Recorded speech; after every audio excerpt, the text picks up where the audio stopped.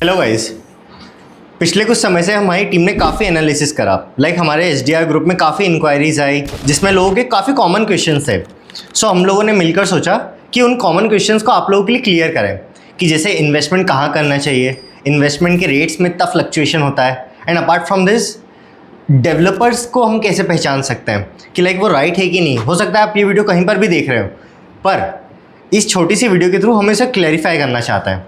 And apart from this ये जो कुछ कॉमन क्वेश्चंस हैं ये हर एक अच्छे डेवलपर्स और बिल्डर्स के सामने आते हैं।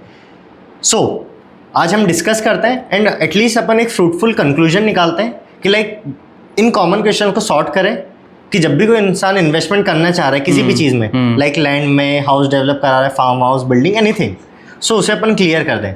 सो एक एसडीआर ग्रुप की तरफ से कि शॉर्ट वीडियो हम आपके लिए बना रहे हैं जिससे आपको इन्वेस्टमेंट और रियल इस्टेट से रिलेटेड जो बेसिक प्रॉब्लम्स है वो इजीली सॉर्ट आउट हो जाएगी। So let's start guys. Hello guys, this video is specially for the real estate. Real estate से रिलेटेड आपके जितने भी सवाल रहते हैं मन में कि कहाँ पर इन्वेस्ट करें, किस रेट पे इन्वेस्ट करें, बहुत सारा कन्फ्यूजन है, बाहर इन्वेस्ट कर देंगे तो हमारी लोकेशन से दूर तो नहीं हो जाएगा, मेन मार्केट में प्रॉपर्टी चाहिए पर सही रेट पे नहीं मिल रही है। So we have Sumit sir who is going to help you with all this thing. So sir आज हम क्विकली डिस्कस करते हैं इन पॉइंट्स के बारे में और लोगों के जो क्वेश्चन हैं उन्हें सॉल्व करते हैं। पहला जो सबसे मेन क्वेश्चन है रेट को लेके कि कहीं प्रॉपर्टी किस रेट पे, थोड़ी दूर जाओ तो रेट ही बदल जाता है। अब लोगों को कन्फ्यूजन रहता है कि इतना रेट का डिफरेंस कैसे है। देखिए देव, अपन बात कर रहे हैं सबसे पहले देवराज इंदौर की। इंदौर को अगर आप देखो तो राजवाड़ा जो इंदौर का है वो सेंटर माना जाता है। आप राजवाड़ा के सेंटर को पकड़ के आप 5 किलोमीटर किधर भी चले जाएं, ईस्ट वेस्ट नॉर्थ साउथ किसी भी साइड में, अब जगह बची नहीं है। लोगों को क्या रहता है, कई बार सवाल आते हैं, हमारी टीम में भी आते हैं कि यार सिटी में चाहिए, ये चाहिए। अब आप खुद सोचे जहाँ पे जगह कम है वहाँ पे रेट कैसे दे पाएंगे, उस रेट के अंदर उस चीज को कैसे दे पाएंगे। अगर आप, हाँ, जगह ऐसा नहीं है कि वहाँ पे नहीं मिल रही है, वहाँ पे भी अवेलेबल है, पर वहाँ पे फिर रेट बहुत ज्यादा हाई है, मतलब रेट बहुत ज्यादा ऊपर जा चुके हैं जो लोकल व्यक्ति को पता नहीं लग रहा है। इसलिए भी नहीं लग रहा है कि कुछ लोग थे जो आज से 10 साल पहले इधर आए थे, मान लीजिए एयरपोर्ट साइड आए थे, तो उनको ये था कि उस टाइम तो वहाँ पे बोले 500 रुपये स्क्वायर फीट में ही प्लॉट था। आज अगर उस जगह पे ही आप जाएंगे तो आज 5000 का रेट है। क्यों हुआ ऐसा? क्योंकि लैंड के जो रेट हैं वो तेजी से बढ़े हैं, एकदम तेजी से। मतलब पहले जमीन के भाव होते थे एकड़ में 80 लाख 70 लाख रुपए एकड़, अब आप देखेंगे तो 5 करोड़ और उसके भी ऊपर जा चुके हैं कई जगह। तो आप जाएंगे, जैसे मैंने आपको बताया कि आप राजवाड़ा से सीधा जाएंगे, अगर पलासिया को क्रॉस करेंगे, उधर बिचौली और उस तरफ जाएंगे तो 15-15 करोड़ रुपए एकड़ तक के लैंड हो गए। तो वहाँ पे सवाल ही नहीं उठता कि सस्ता अब आपको मिलेगा।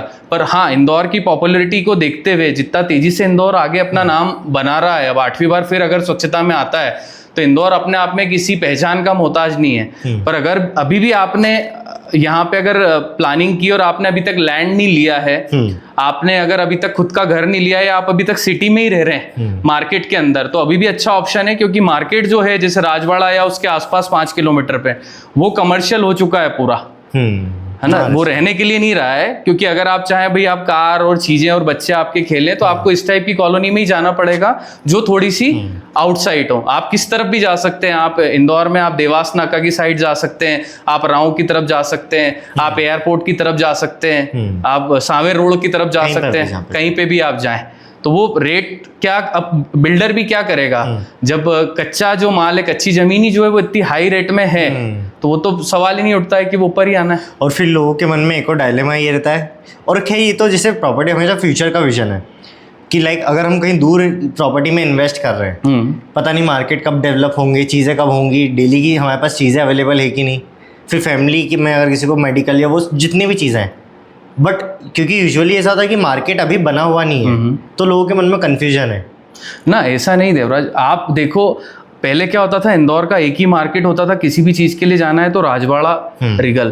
पर अब क्या हो गया, हर एरिया के अंदर आप किसी भी एरिया में चले जाएं, किसी भी क्षेत्र में चले जाएं, जैसे राव तरफ आप जाएं तो एक अलग ही शहर बन गया है वहाँ। जैसे कई कॉलोनियों में गया, सिलिकॉन या उस तरफ के आप एरिया में जाएं तो सारी चीजें उपलब्ध है, जो भी आपको चाहिए, आपको आने की जरूरत नहीं है।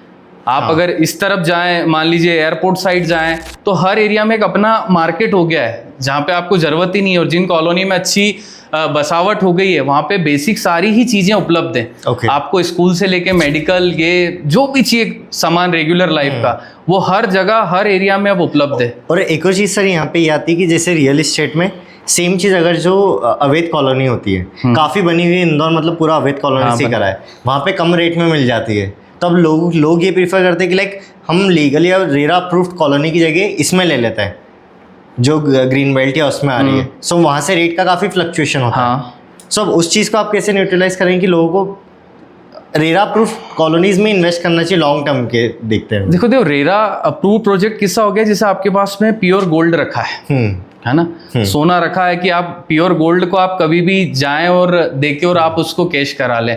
ऐसी रेरा अप्रूव प्रोजेक्ट है टीएनसी वाला कि आपको कभी भी इमरजेंसी में कभी भी कोई ज़रूरत पड़ती है तो आप जा सकते हैं, जिसके अंदर सभी नेशनलाइज बैंक, अच्छे प्राइवेट बैंक्स जो हैं वो लोन दे रहे हैं, है ना, आप उसको रख सकते हैं और आप उस प्रॉपर्टी पे ले सकते हैं। इसी जगह आपने जैसे बताया ग्रीन बेल्ट या एग्रीकल्चर में कहीं लेके रखा है तो आपको फिर नेशनलाइज बैंक या अच्छे बैंक ये आपको कभी भी वो सुविधा नहीं दे पाएंगे जो यहाँ मिलेगी। और दूसरा फिर ये कि रेरा के अंदर अपन ने बात करी वो फैसिलिटी भी सारी, जैसे भाई बात करें अपन बेसिक की, सबसे पहले सिक्योर कैंपस, कवर्ड कैंपस होता है, कैमरा होते हैं, डे नाइट के गार्ड होते हैं, गार्डन होते हैं, गार्ड होते हैं, है ना, मंदिर होते हैं, स्कूल, आजकल ये सब चीजें इन जो प्रोजेक्ट हैं जो रेरा वाले हैं, जो अच्छे ग्रुप हैं, अच्छे नामी हैं और अच्छी लोकेशन पे हैं, उन पे ही अवेलेबल है। आज हम लोग ही जहाँ काम कर रहे हैं वो इस टाइप के प्रोजेक्ट है, नहीं जाते हम लोग आउटसाइड, हमको नहीं पसंद है जहाँ पे हम झूठ बोल के हम माल नहीं बेच सकते किसी को। एक और चीज़ sir, like as a consumer point of view से मैं आपसे पूछ रहा हूँ, I am a person, I want to build a home. अब मैंने मार्केट में गया, कई लोगों से मैंने चीज़ें पूछी, कोई किस रेट पे, कोई किस पे रेट पे, 200-300 का फ़र्क आ जाता है, कई बार उससे भी ज़्यादा आ जाता है। पर अब जब बिल्डर्स के पास जा रहे हैं तो हर बिल्डर उस समय तो बहुत अच्छे से बोल रहा है कि हम कम रेट में सस्ता घर और अच्छा घर बना देंगे, फिर उसके बाद ये भी दे देंगे, वो भी दे देंगे, काफ़ी कंपैरिजन है। पर एक कंज्यूमर को थोड़ी नहीं पता है कि लाइक घर कैसे बनेगा, क्या बनेगा, कितने समय तक टिकेगा, तो उस प्रॉब्लम को कैसे, ये तो आपके पास भी आते हैं क्वेश्चन कि किसी का रेट कम में कोई ज़्यादा चीज़ें अच्छी बना के दे रहा है, तो उसको कैसे क्या सेटल करता है? देखिए रही बात रेट की, तो कई लोग जो हैं वो ब्रांड बनना चाहते हैं, और कभी भी कोई जो ब्रांड बन गया है वो अपने कुछ पैसों के लिए अपनी वैल्यू को नहीं गिराएगा। ओके, है ना, जैसे आज कोई भी ब्रांड है जिसको आप जानते हैं, भाई एप्पल है या सैमसंग है, कई बार ऐसी कोई प्रॉब्लम आई भी है तो उनने मार्केट से वापस से चीज़ों को करा है, उठाया और फिर से रन किया है। उनने माना है कि हाँ हमारी कोई दिक्कतें अगर आई है, तो जो ब्रांड बन गया है वो कभी भी अपनी वैल्यू नहीं गिराएगा। जैसे हमारे पास में ही आता है कि वो इतने रेट में काम कर रहा है, तो हमने एक हमारा फिक्स करके रखा हुआ है चीज़ों का, हमारे प्रोडक्ट का, कि हमारे यही लगेगा कि 10 ईयर वारंटी वाला अगर कोई ब्रांड है, प्लम्बर का है, वो जगवार का है, उसमें भी अलग अलग रेंज आती है कि 1000 रुपये का भी नल है और 10,000 का भी है, पर सर्विस सेम है, 10 ईयर वारंटी उसमें भी है और इसमें भी है। तो हमने एक ब्रांड फिक्स करके रखा है। फिर बात करें अपन, जैसे आप बोल रहे हैं बनाने की, कंस्ट्रक्शन की, तो उसके अंदर फिर आप जैसा डालते जाएं, जैसा उसके अंदर पैसा डालते जाएंगे हम, तो फिर वैसी चीज़ें उसके अंदर देते जाएंगे। और एक बिल्डर को लोग कहीं पे भी लोग ये वीडियो देख रहे हैं, किसी भी सिटी में या कहीं पर भी, सो एक बिल्डर को जज कैसे करें कि लाइक वो हमें बेस्ट ही करके देगा? देखिए उसके लिए तो फिर बैकग्राउंड मतलब हमारी पूरी सेविंग ही लग रही है ना। हाँ सही बात है, 20 साल 25 साल का जो लोन होता है, 30 साल का, इतना लंबा टाइम फ्रेम के लिए व्यक्ति लोन कराता है और फिर एक घर को लेता है। तो आप कुछ भी नहीं, उसके लिए सीधा है वो मैं हूँ या कोई भी बिल्डर हो, कहीं पे भी आप बैकग्राउंड पता करें, उनने जो पहले दिया है आज से मतलब 4 साल 5 साल 7 साल, भाई वो थोड़ा सा ऐसा नहीं हो कि एकदम नया ही हो जो आपके ऊपर प्रैक्टिकल कर रहा हो, है ना। तो आपको वो देखना पड़ेगा कि उसका ब्रांड क्या है, उसने जिन लोगों को दिया है पहले उनका फीडबैक क्या है, वो जाने और उसके बाद डिसीजन लें आप। एक और जो कॉमन स्टेटमेंट होती है कि सस्ते ही हमेशा महंगा पड़ता है, तो रियल इस्टेट में वो किस पॉइंट पे एग्जिस्ट करता है?